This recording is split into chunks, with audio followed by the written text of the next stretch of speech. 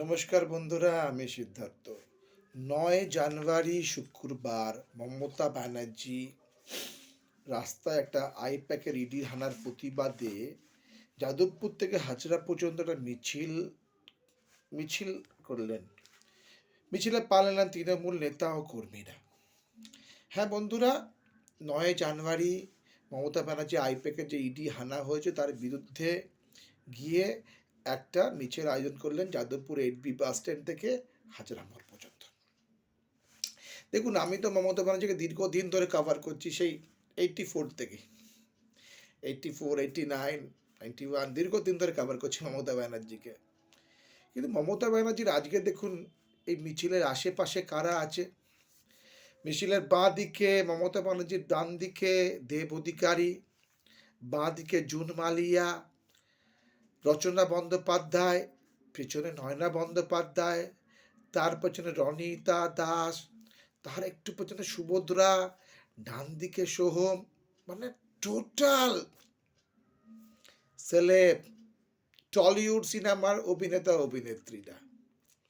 আর ওই যে সেই লোকটা, যে ডাক্তারবাবু, সেই লোকটা যে ডাক্তারি করতো, যার কিডনি, ডাক্তারের কি কিডনি না কুকুরের কিডনি করেছিল কি যেন, ডায়ালিসিস, সেই ভদ্রলোকে আমি একদম পেছনে দেখছি। আর এই কাগজে যে বিজ্ঞাপন দেখছি, আনন্দ পত্রিকা যে ফ্রন্ট পেজে এসছে যে মমতা সঙ্গী কোন পুলিশ, মানে এই যে মিছিলে কিন্তু কোনো তৃণমূল পার্টির নেতাকে দেখছি না। যারা মমতার সঙ্গে 84, 89, 91, 93 কিংবা 97 যেন পার্টি তৈরি হয়, তখন কারোকে দেখছি না। সেই পুরনো বন্ধু মদন মিত্র, সেই পুরনো বন্ধু সোনালী গুহ, কে পুরনো বন্ধু, তাদের কারুকে দেখা যাচ্ছে না। তাদের বড় দেখা যাচ্ছে কি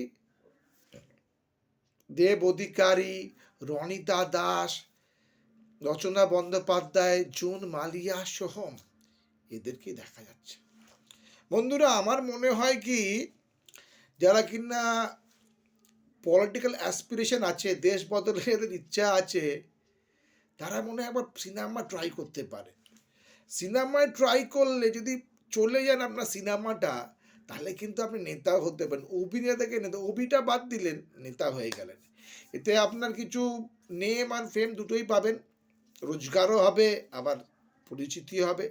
দেখা যাক 2026 নির্বাচনে এদের মধ্যে কারা টিকিট পায় এই তৃণমূল পার্টি থেকে। Thank you very much.